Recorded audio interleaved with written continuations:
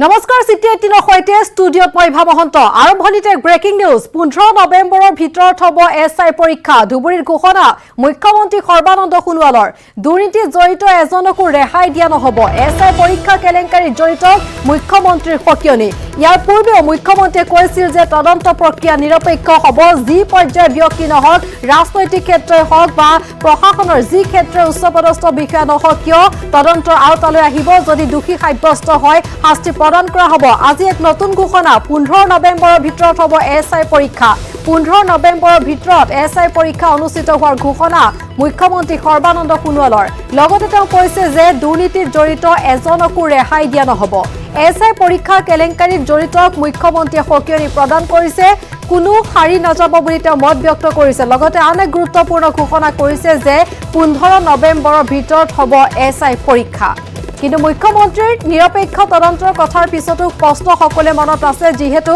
এই সমগ্ৰ ঘটনা সংঘটিত হোৱাৰ কেলেংকাৰীৰ সংঘটিত হোৱাৰ তদন্ত যেহেতু অব্যাহত আছে কিন্তু এতিয়াও মূল অভিযুক্তক আৰক্ষী আটক কৰিব পৰা নাই যাৰ পৰিপ্ৰেক্ষিতত প্ৰশ্ন সকলে মনত আছে প্ৰকৃতাৰ্থত তদন্ত নিৰপেক্ষ হৈছে নে নাই যেহেতু মূল অভিযুক্ত এগৰাকী আৰক্ষীৰ শীৰ্ষ বিষয়া প্ৰাক্তন আৰক্ষী বিষয়া গতিকে কি ব্যৱস্থা গ্ৰহণ কৰা হ'ব কিন্তু তাৰ মাজতে এই সমগ্ৰ কাণ্ডৰ মূল মাষ্টাৰমাইণ্ড আৰক্ষীৰ জালত পৰাৰ পূৰ্বে মুখ্যমন্ত্ৰী আনে ঘোষণা কৰিছে সেয়া হৈছে যে এবাৰ স্বচ্ছ আৰু নিকাভাৱে এছআই পৰীক্ষা অনুষ্ঠিত হ'ব 15 নৱেম্বৰত এই ঘোষণা মুখ্যমন্ত্ৰী সৰ্বানন্দ সোণোৱালৰ এতিয়া অপেক্ষা কৰিব লাগিব যে 15 নৱেম্বৰৰ পূৰ্বে এই সমগ্ৰ কেলেংকাৰী তদন্ত শেষ হ'বনে নাই মূল অভিযুক্ত জালত পৰিবনে নাই যাতে ভৱিষ্যতে পুনৰ স্বচ্ছ নিকা পৰীক্ষা অনুষ্ঠিত কৰিব পৰা যায় কাৰণ এজনো যদি দোষী সাৰি যায় তেনেহলে পুনৰবাৰ বেমেজালি হোৱাৰ শংকা সকলোৰে মনত নৱেম্বৰ 15 তাৰিখৰ ভিতৰত স্বচ্ছ আৰু নিকাভাৱে এছআই পৰীক্ষা পাতিবৰ বাবে আমি পুলিচক নিৰ্দেশ দিছোঁ আৰু অসমৰ ৰাইজৰ সহযোগিতা বিচাৰিছোঁ যে এই পৰীক্ষা যাতে সকলোৱে সহযোগ কৰে যাতে স্বচ্ছ আৰু নিকা পৰীক্ষা অনুষ্ঠিত কৰাৰ ক্ষেত্ৰত অসমৰ ৰাইজে জাগ্ৰত প্ৰহৰী ভূমিকা গ্ৰহণ কৰে আৰু সাংবাদিক বন্ধুসকলৰ পৰা মোৰ অনুৰোধ আপোনালোকে যেন এই ক্ষেত্ৰত সম্পূৰ্ণৰূপে চৰকাৰৰ সহযোগিতা আগবঢ়ায় কাৰণ অসম চৰকাৰে নিজাববীয়াকৈ কোনো ৰাইজৰ অভিযোগ নোহোৱাকৈ আমি নিজাববীয়াকৈ এই পৰীক্ষাটোৰ অনিয়মৰ কথা গম পায় ইয়াত প্ৰশ্নকাকত ফাদিল হোৱাৰ ঘটনাটো গম পায় 15 মিনিটৰ ভিতৰত মই ইয়াক বন্ধ কৰাৰ নিৰ্দেশ দিলোঁ লক্ষ্য হৈছে যে অসমৰ হাজাৰ হাজাৰ সৎ আৰু নিষ্ঠাৱান মেধাসম্পন্ন ছাত্ৰ ছাত্ৰীসকলে যাতে প্ৰাপ্য অধিকাৰৰ পৰা বঞ্চিত নহয় আৰু এনেধৰণে চৰকাৰে নিজাববীয়াকৈ তদন্ত ঘোষণা কৰাৰ নজিৰ আপোনালোকে বোধহয় অসমৰ বুকুত নাপাব কাৰণ পূৰ্বৰ কোনো চৰকাৰে সেইখিনি দৃঢ়তা সেইখিনি সততা প্ৰদৰ্শন কৰিব পৰা নাই গতিকে আমি যিখিনি কাম কৰিছোঁ সম্পূৰ্ণৰূপে অসমৰ ৰাইজৰ স্বাৰ্থত কৰিছোঁ স্বচ্ছতাৰে কৰিছোঁ কাৰণ আপোনালোকে দেখিছে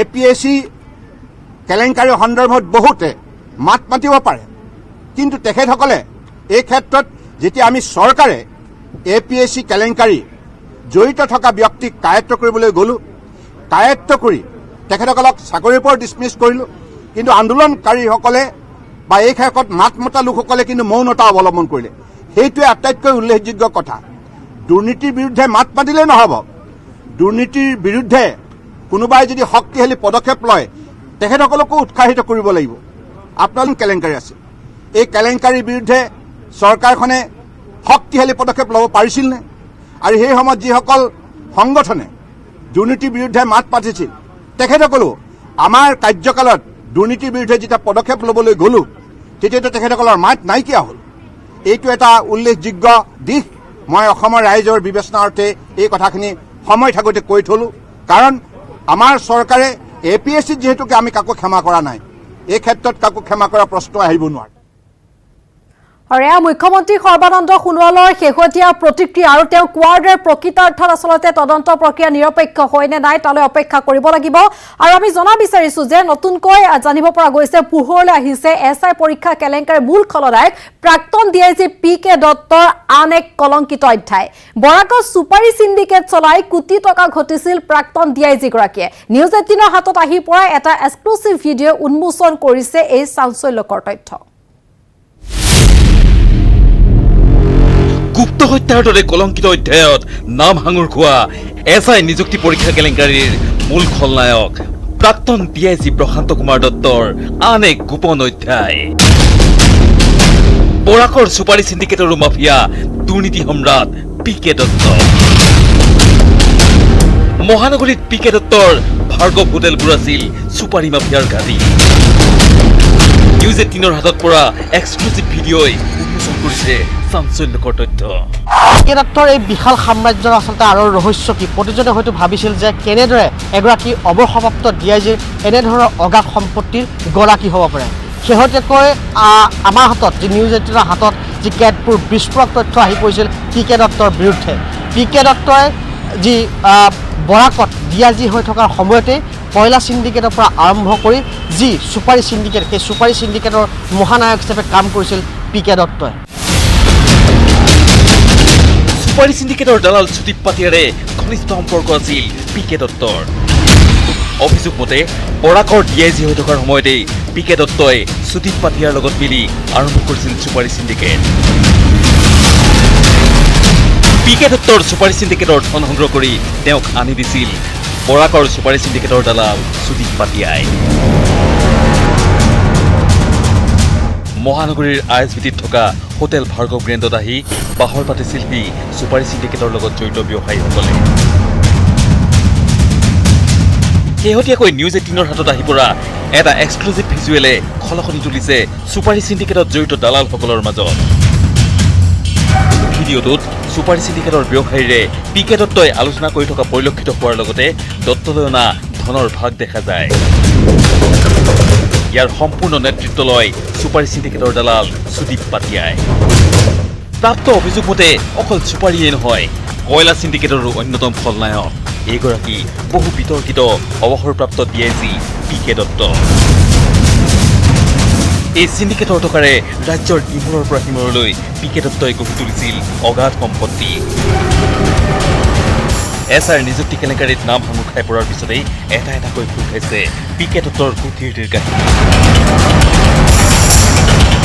কেমেৰা পাৰ্চন হিৰাজ ডেকাৰ সহযোগত Bhaskar Jyoti Hazarika news 18 Asom north east আৰু এছআই নিযুক্তি কেলেংকাৰী আৰু শেহতীয়া খবৰ আমি জনাই যাম আহিছো এই মুহূৰ্তৰ আন এক খবৰলৈ আধাৰ কৰ্মী নহয় এইবাৰ আধাৰ বনোৱাৰ নামত ধন সংগ্ৰহত নামিছে জনপ্ৰতিনিধি কেৱল ইমানেই নহয় ধন সংগ্ৰহত বাধা দিয়া আধাৰ কেন্দ্ৰৰ কৰ্মচাৰীক মাৰপিটো কৰিছে জনপ্ৰতিনিধিগৰাকীয়ে কিন্তু ক'ত আৰু কোন জনপ্ৰতিনিধিৰ এই দাদাগিৰি আহক চাওঁ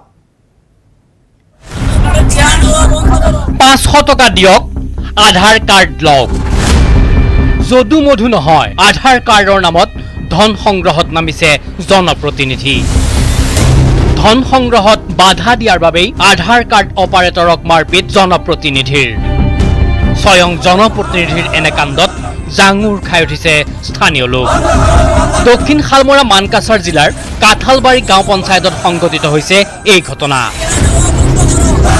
আধাৰ কাৰ্ডৰ নামত খাটি খোৱা লোকৰ পৰা কাঠালবাৰী গাঁও পঞ্চায়তৰ সভাপতি আবু জাফাৰ মিয়াৰ নিৰ্দেশত গাঁও পঞ্চায়তৰ সদস্য আনোৱাৰ হুছেইনে প্ৰতিখন আধাৰ কাৰ্ডৰ নামত সংগ্ৰহ কৰিছে 500ৰ পৰা 600 টকালৈ টাকা নাই আধার কার্ডের পাবলিক গুলো কমছে টাকা দিবেনি ওই জোর কই আলাদা ঘরের মধ্যে টাকা নিবে নিচ্ছে 400 করে আর আধার কার্ড ফিরে যাই বানাবো তাই 400 কোটি টাকা দেওয়া লাগে পইচা দিবলৈ অমান্তি হোৱাসকলক জনপ্ৰতিনিধিয়ে প্ৰহাৰ কৰাৰ গুৰুতৰ অভিযোগ প্ৰহাৰ কৰিছে মহিলাকো আৰু জনপ্ৰতিনিধিক ধন সংগ্ৰহ কৰাত বাধা দিয়া আধাৰ কাৰ্ডৰ অপাৰেটৰকো গুৰুতৰভাৱে মাৰধৰ কৰিলে জনপ্ৰতিনিধিগৰাকীয়ে ঘটনা সন্দৰ্ভত আধাৰ কাৰ্ডৰ অপাৰেটৰগৰাকীয়ে এজাহাৰ দাখিল কৰিছে মানকাছৰ আৰক্ষী চকীত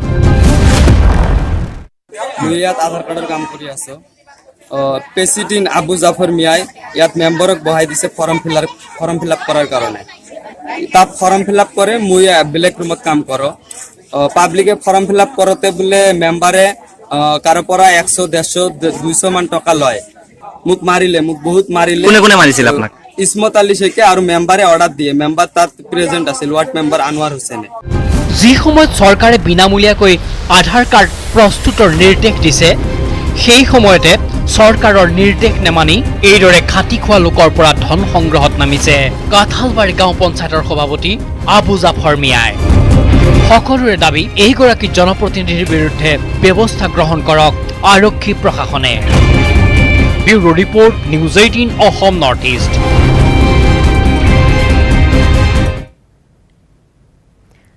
2021 বিধানসভা নিৰ্বাচনক কেন্দ্ৰ কৰি তৎপৰতা বৃদ্ধি পাইছে বিজেপি আৰু কংগ্ৰেছৰ মাজত এআইডিএফৰ সৈতে মিত্ৰতাৰে কংগ্ৰেছ আত্মবিশ্বাসী হোৱাৰ বিপৰীতে নগাঁও সদৰ সমষ্টিৰ উন্নয়নক শ্লোগান হিচাপে লৈ আগবাঢ়িছে বিজেপি কংগ্ৰেছৰ বাইদেউ নবৌক মিছ কৰে ৰাইজে বিজেপিয়ে আঁচনিৰ ধন ইএমআইত দিয়ে 2021ক লৈ আশাবাদী বিজেপি কংগ্ৰেছ নগঞা ৰাইজক গুণ্ডাৰাজৰ পৰা মুক্ত কৰিলে বিজেপিয়ে 2021 নিৰ্বাচনত নগাঁও সদৰ সমষ্টি পুনৰ উদ্ধাৰ কৰাৰ দাবী কংগ্ৰেছৰ সম্ভাৱ্য প্ৰাৰ্থী তথা প্ৰাক্তন বিধায়ক ডক্টৰ দুৰ্লভ চমুৱাৰ মতে কংগ্ৰেছ এআইডিএফৰ মিত্ৰতাৰ ফলত ৰোধ হ'ব ভোট বিভাজন ইয়াৰ উপৰি নিবনুৱা সমস্যা তথা কংগ্ৰেছৰ আমোলত পোৱা বিভিন্ন আঁচনিৰ পৰা বঞ্চিত ৰাইজে কংগ্ৰেছক আদৰি ল'ব কংগ্ৰেছে আঁচনিৰ ধন একেবাৰতে ৰাইজক দিছিল কিন্তু বিজেপিয়ে কিস্তিত দিয়ে সেয়ে অনাগত নিৰ্বাচনত নগাঁৱৰ ৰাইজে কংগ্ৰেছক আদৰি ল'ব কংগ্ৰেছৰ যিবিলাক বাইদেউ আছিল নবৌ আছিল এই আঁচনিবিলাকত বছৰেকত এককালীনভাৱে 10,000 টকা দিছিল এতিয়া 830 টকাকৈ 12 পূৰণ কৰক টকাটো কিমান হ'ব তেওঁলোকৰ ভোট বিভাজন যিহেতু হ'বই এজেপিও লৈ যাব আমাৰ ভোট গতিকে আমাৰ কংগ্ৰেছৰ ভোটটো ইনটেক্ট থাকিব আৰু এডিএফে যদি কেণ্ডিডেট নিদিয়ে সেইটো আমি লাভান্বিত হ'ম যোৱা 18,000 লৈ গৈছে গতিকে ডেফিনেটলি এইটো আমাক সহায় কৰিব পক শৰ্মা যদি প্ৰাৰ্থিত্ব মোৰ লগত যুঁজৰ যেনেকুৱা এজন অসমীয়া হিন্দু মই তেনেকুৱা এজন অসমীয়া হিন্দু গতিকে এইটো ৰাইজে সেইটো বিবেচনা কৰিব যে ইয়াত প্ৰাৰ্থিত্ব কোন দুৰ্লভ চমুৱাৰ প্ৰাৰ্থিত্ব আৰু আমাৰ উদ্দেশ্য কি 830 টকা পৰিৱৰ্তে 7,500 আনহাতে কংগ্ৰেছৰ এই চিন্তাধাৰাৰ বিপৰীতে বিজেপি আত্মবিশ্বাসী নগাঁও সদৰ সমষ্টিৰ দ্ৰুত উন্নয়নক লৈ বিজেপিৰ বিধায়ক ৰূপক শৰ্মাৰ মতে 4 বছৰীয়া কাৰ্যকালত নগাঁও সদৰ সমষ্টিত 450টা পকীপথ 9খনকৈ দলং নগাঁও চহৰৰ পথৰ বহলীকৰণৰ লগতে ডিভাইডাৰ আৰু ষ্ট্ৰীট লাইটে চহৰখনৰ ৰূপ সলনি কৰিলে কংগ্ৰেছৰ দিনত চলিছিল গুণ্ডাৰাজ আৰু ডকাইতি ৰাজ বিধায়ক ৰূপক শৰ্মাৰ মতে কংগ্ৰেছৰ দিনত নগাঁও চহৰত চলিছিল ডকাইতি ৰাজ কিন্তু বিজেপি চৰকাৰ অহাৰ পাছতেই নগাঁও ৰাইজে গুণ্ডাৰাজৰ পৰা পৰিত্ৰাণ পালে সেয়ে উন্নয়ন আৰু সুৰক্ষাই শ্লোগান হ'ব বিজেপিৰ আৰু বিজেপিৰ এই শ্লোগানৰ প্ৰতি সঁহাৰি জনাব নগাঁও সদৰ সমষ্টিৰ ৰাইজে আজি সদৰ সমষ্টিৰ কথা যদি কয় সদৰ সমষ্টিৰ প্ৰায় 450 ৰাস্তা ইতিমধ্যে আমি নতুনকৈ নিৰ্মাণ কৰি উলিয়াইছোঁ প্ৰায় 9-10খনৰ দলঙৰ কাম ইতিমধ্যে চলি আছে আৰু এই ধৰণে যি আমাৰ উন্নয়নৰ নগাঁৱৰ এক নতুন ৰূপ পাইছে আৰু এই কথা ৰাইজে নিশ্চিত দেখা পাইছে গতিকে আগন্তুক সময়টো আমাৰ উন্নয়নে হ'ব নিৰ্বাচনৰ শ্লোগান নগাঁও সকলো ফালৰ পৰা সুৰক্ষিত হৈ আছে আজিৰ দিনত সেই ধৰণৰ গুণ্ডাৰাজেই হওক সেই ধৰণৰ ডকাইতি হওক সেই ধৰণৰ কিন্তু আগৰ নিচিনাকৈ কিন্তু সেই ধৰণৰ নহয় পিছে নগাঁৱত কি হ'ব সেয়া স্পষ্ট হ'ব 2021 নিৰ্বাচনী ফলাফলতহে কিন্তু নিৰ্বাচনলৈ এতিয়াও কেইবাটাও মাহ বাকী থকা অৱস্থাতেই নগাঁৱত দুয়োটা দলে আৰম্ভ কৰিছে তৎপৰতা সমান্তৰালভাৱে অসম জাতীয় পৰিষদৰ প্ৰাৰ্থী হিচাপে চৰ্চিত হৈছে যুৱ ছাত্ৰ পৰিষদৰ নগাঁও জিলাৰ সভাপতি তথা জনপ্ৰিয় যুৱনেতা দীপমণি বৰা নগাঁৱৰ পৰা Nilotpal Bora news 18 Asom north east আৰু চিটি 18ৰ খবৰ অব্যাহত থাকিব এটা বিৰতিৰ পাছত উদ্দেশ্য বিৰতিৰ পাছত আপুনি চাই আছে চিটি 18 ৰাজ্যত পুনৰ স্বাস্থ্যকৰ্মীৰ ওপৰত আক্ৰমণ চাহ বাগিচাৰ কৰ্মীৰ কৰোনা টেষ্ট কৰিবলৈ যোৱা স্বাস্থ্যকৰ্মীৰ ওপৰত জঁপিয়াই পৰিল একাংশ কৰ্মী ক'ত সংঘটিত হৈছে এই ঘটনা আহক চাওঁ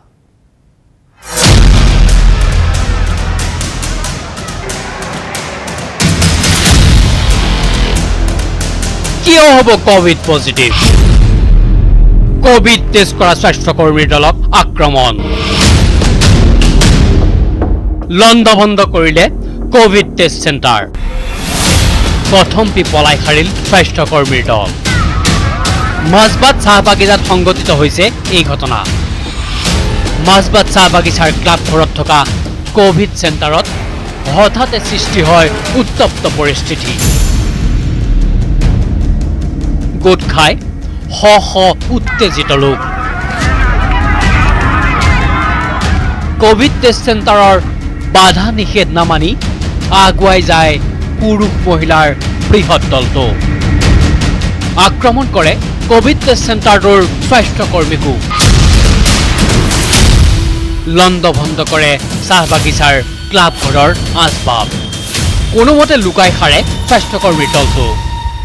আৰক্ষী আৰু প্ৰশাসনৰ তৎপৰতাত উদ্ধাৰ হয় আক্ৰমণৰ বলি হোৱা দলটো। এইখিনি মানুহ এনেকৈ আহিলে আমি নিজে আচৰিত হৈ গৈছোঁ, হতভম্ব হৈ গ'লোঁ কি হ'ল। তথাপি আমাৰ উদ্দেশ্য এটাই আছিল যে আমি সেইখিনি সময়ত একোৱে ক'ব পৰা নাই, মাত্ৰ হাতযোৰ কৰিছোঁ। তেওঁলোকে মোক গটা মাৰি দিছে, দি পেলাই পিছফালৰ পৰা লাঠিৰে এটা কোবাইছে, দি পেলাই মোৰ মোবাইলটো কাঢ়ি লৈ গৈছে। বহুত ডাঙৰ ডাঙৰ তাঁৰ বেৰ। তাৰপিছত আমি দুজনী মানে কি কৰিছোঁ, একদম মানে ওপৰৰ পৰা পাৰ হ'ব নোৱাৰি তাৰে তলেদি তাৰমানে একদম শুই যোৱাৰ নিচিনাকৈ মানে পাৰ হৈছোঁ আৰু। শেহতীয়াকৈ মাজবাট চাহ বাগিচাৰ 9গৰাকী লোকৰ দেহত ধৰা পৰিছে কোভিড-19ৰ উপস্থিতি।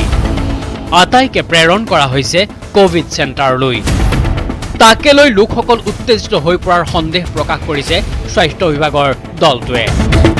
কেইজনমান ল'ৰাই বৰ বেছি বয়সৰ নহয়, বাহিৰৰ পৰা খুব জোৰত জোৰত চিঞৰি থকা শুনা পালোঁ যে তোমালোকে কিমান পইচা পায় আপোনালোকে টেষ্ট কৰি পেলাই, কিমান সেইটো কাৰণে পইচাৰ কাৰণে আপোনালোকে পজিটিভ দেখাই আছে। ঘটনাস্থলীত ওদালগুৰি জিলা আৰক্ষী অধীক্ষক উপস্থিত হৈহে নিয়ন্ত্ৰণ কৰে পৰিস্থিতি। ঘটনা সন্দৰ্ভত ওদালগুৰি জিলা স্বাস্থ্য বিভাগে মাজবাট আৰক্ষী থানাত এজাহাৰ দাখিল কৰিছে। সমগ্ৰ ঘটনাটোক লৈ চাঞ্চল্যৰ সৃষ্টি হৈছে মাজবাটত। ওদালগুৰিৰ পৰা Ripunjay Nath, news 18 Asom north east. আৰক্ষী উপ পৰিদৰ্শকৰ নিযুক্তি পৰীক্ষাৰ প্ৰশ্ন কাকত ফাদিলৰ আঁৰত আছে এজিপি বিজেপিৰ নেতা বিধায়কৰ লগতে শীৰ্ষ আৰক্ষী বিষয়া। এই বিস্ফোৰক অভিযোগ উত্থাপন কৰিছে বিৰোধী কংগ্ৰেছ আৰু এআইডিএফে। কেলেংকাৰী উচিত তদন্তৰ বাবে কংগ্ৰেছে কৰ্তব্যৰত ন্যায়াধীশক আৰু এআইডিএফে চিবিআইক তদন্তৰ ভাৰ অৰ্পণ কৰাৰ দাবী তুলিছে।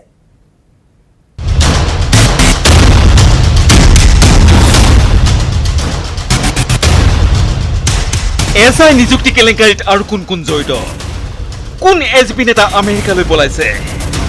বিধায়ক বিমল বৰাই কেনেকৈ পাইছিল প্ৰশ্ন কাকত? পি কে দত্ত, দীপন ডেকা, প্ৰাঞ্জল বৰুৱাক কিয় গ্ৰেপ্তাৰ কৰা নাই আৰক্ষীয়ে? এছআই কেলেংকাৰীৰ চাঞ্চল্যকৰ তদন্তত নতুন নতুন তথ্য পোহৰলৈ অহাৰ সময়ত বিৰোধী আনিছে এনে বহু প্ৰশ্ন, উত্থাপন কৰিছে বহু দাবী। এছআই নিযুক্তি পৰীক্ষাৰ কেলেংকাৰীৰ আঁৰত বিজেপিৰ নেতা বিধায়ক, এজিপি নেতাৰ লগতে শীৰ্ষ আৰক্ষী বিষয়া জড়িত থকাৰ অভিযোগ তুলি কৰ্তব্যৰত ন্যায়াধীশ অথবা চিবিআইক তদন্তৰ দায়িত্ব অৰ্পণ কৰাৰ দাবী তুলিলে বিৰোধী কংগ্ৰেছ এআইডিএফে। এআইডিএফৰ বিধায়ক হাফিজ ৰফিকুল ইছলামৰ দাবী, এছআইৰ নিযুক্তি কেলেংকাৰীত জড়িত আছে বিজেপিৰ টিংখাঙৰ বিধায়ক বিমল বৰা। বাছনি পৰীক্ষাৰ আগত টিংখাঙত তেখেতৰ সমষ্টিত যিসকল মানে তেখেতৰ কেডাৰ আছে, এই কেডাৰৰ মাজত পৰীক্ষা পাতিলে আৰু তাতে মোৰ দেন 80% চিমিলাৰিটি থকা কুৱেশ্যন ক'ত পালে তেখেতে? মোৰ দেন 80% চিমিলাৰিটি থকা কুৱেশ্যন তাতে দি প্ৰেক্টিছ কৰালে। গতিকে এইটো স্পষ্ট হয় যে বিজেপিৰ এই বিধায়কসকলৰ নাম আহি আছে, বিজেপিৰ কেডাৰৰ নাম দীপন ডেকা ইয়াত জড়িত আছে কিন্তু পলাই ফুৰিছে। কিন্তু ফেচবুকত বিমল বৰাই দিলে স্পষ্টীকৰণ, তেওঁৰ বিৰুদ্ধে হেনো চলিছে অপপ্ৰচাৰ।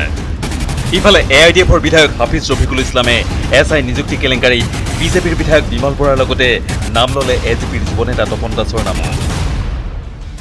জলসম্পদ মন্ত্ৰী কেশৱ মহন্তৰ বিশ্বস্ত হিচাপে জনাজাত এই তপন দাস এতিয়া আমেৰিকালৈ পলায়ন কৰা বুলি মন্তব্যত উল্লেখ কৰিলে হাফিজ ৰফিকুলে। তপন ডেকা গৈ আমেৰিকা পালে, কালি আকৌ কোনোবা গৈ আমেৰিকা পাব, আপোনাৰ বিজয় মালিয়াৰ নিচিনা হ'ব। কেলেংকাৰীত চিবিআই তদন্তৰ দাবী তুলি পি কে দত্ত, দীপন ডেকা আৰু প্ৰাঞ্জল বৰুৱাক গ্ৰেপ্তাৰৰ দাবী তুলিছে হাফিজ ৰফিকুল ইছলামে। আনহাতে আৰক্ষী নিযুক্তি বৰ্ডৰ পৰা দেওবাৰে পদত্যাগ কৰা প্ৰদীপ কুমাৰকো তদন্তৰ আওতালৈ আনিবলৈ দাবী তুলিছে বিধায়ক ৰফিকুলে। প্ৰদীপ কুমাৰকো যদি আপোনাৰ ইয়াৰ আওতাত আনি যদি তদন্ত কৰা হয়, মই ভাবোঁ ডাঙৰ ডাঙৰ ৰৌ বৰলী ইয়াত ফচিব। ইফালে এপিএছচিৰ কেলেংকাৰী আধাতে সামৰাৰ দৰে চৰকাৰে এছআই নিযুক্তি কেলেংকাৰীটো অনুৰূপ কাৰ্যই কৰিব বুলি সন্দেহ প্ৰকাশ কৰিছে কংগ্ৰেছী বিধায়ক জাকিৰ হুছেইন সিকদাৰে। গতিকে সৰ্বানন্দ সোণোৱাল ডাঙৰীয়াৰ প্ৰতি আহ্বান জনাম, এপিএছচি কেলেংকাৰীৰ বাহবালৈ এই কেলেংকাৰী আধাতে সামৰি বেলেগ পিনে আপুনি গতি কৰাই দিছিল, সাব ইন্সপেক্টৰৰ পৰীক্ষাৰ এই কেলেংকাৰীত বেলেগ পিনে গতি নকৰাব।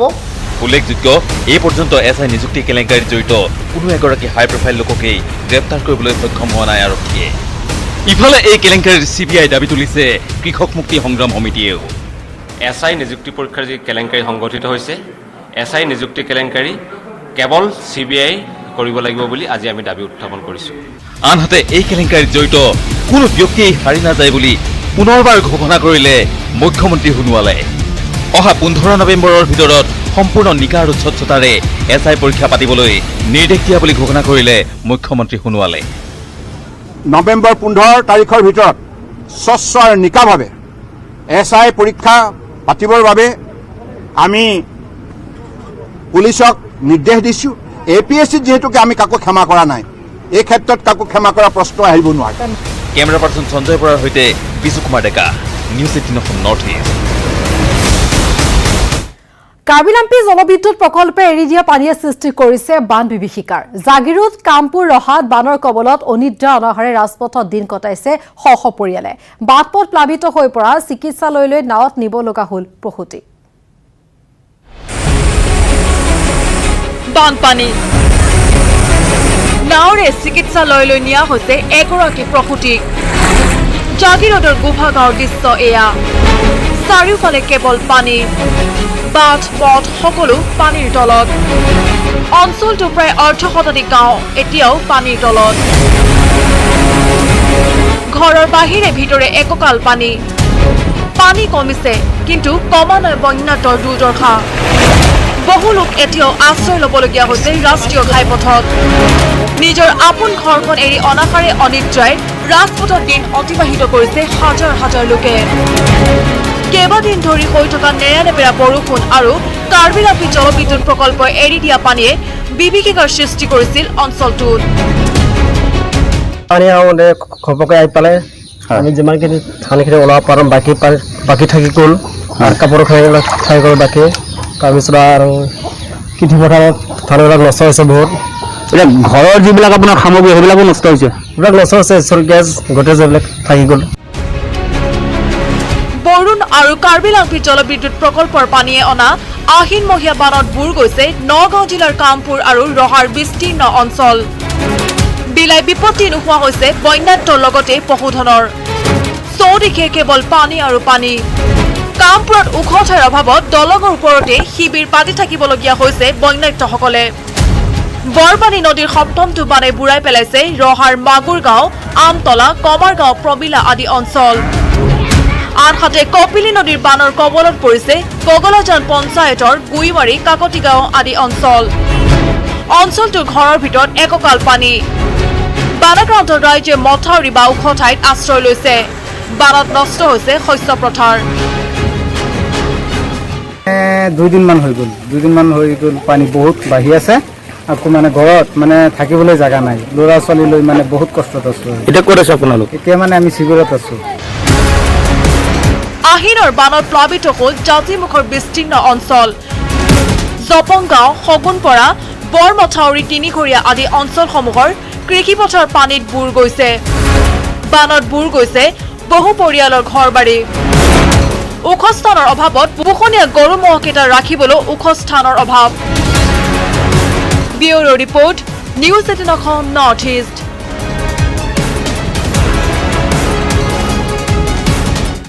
ৰাজ্যৰ প্ৰান্তে প্ৰান্তে অব্যাহত আছে চোৰ ডকাইতৰ সন্ত্ৰাস। ইয়াৰ মাজতে ৰঙিয়া আৰু লখিমপুৰত আৰক্ষীৰ জালত পৰি 4টা গভাই চোৰ। আৰু ইফালে দবকাত জোৱাৰ ঘাটি উৎখাত কৰি আৰক্ষীয়ে জব্দ কৰিলে লাখ লাখ টকা।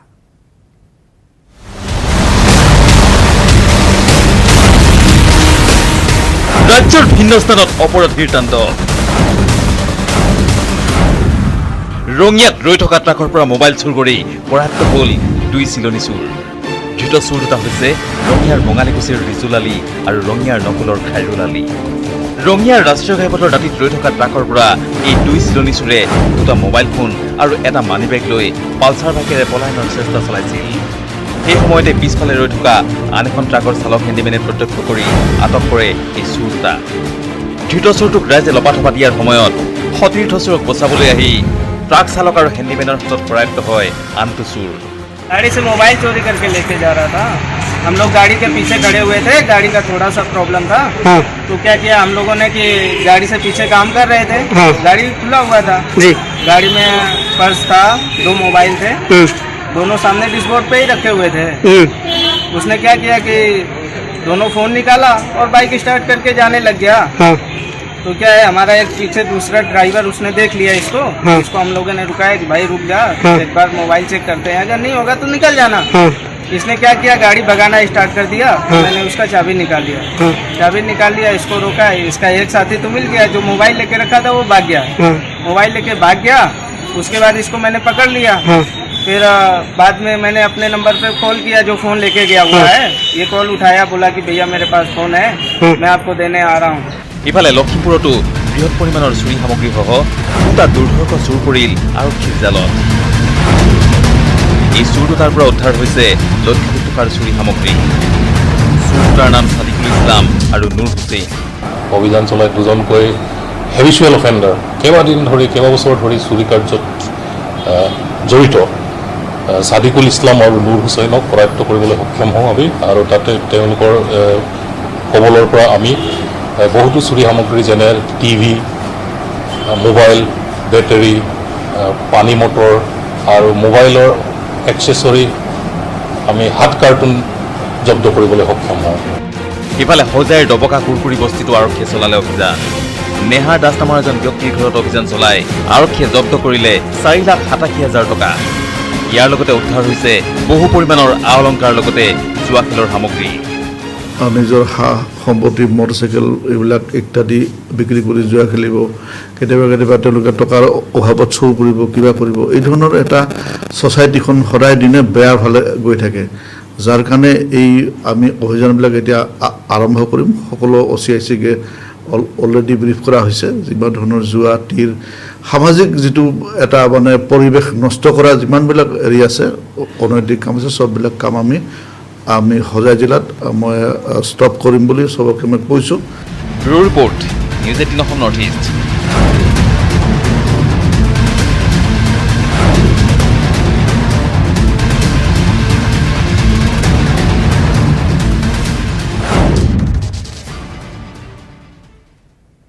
আৰু চিটি 18 পুনৰ সময় হৈছে খন্তেক বিৰতি।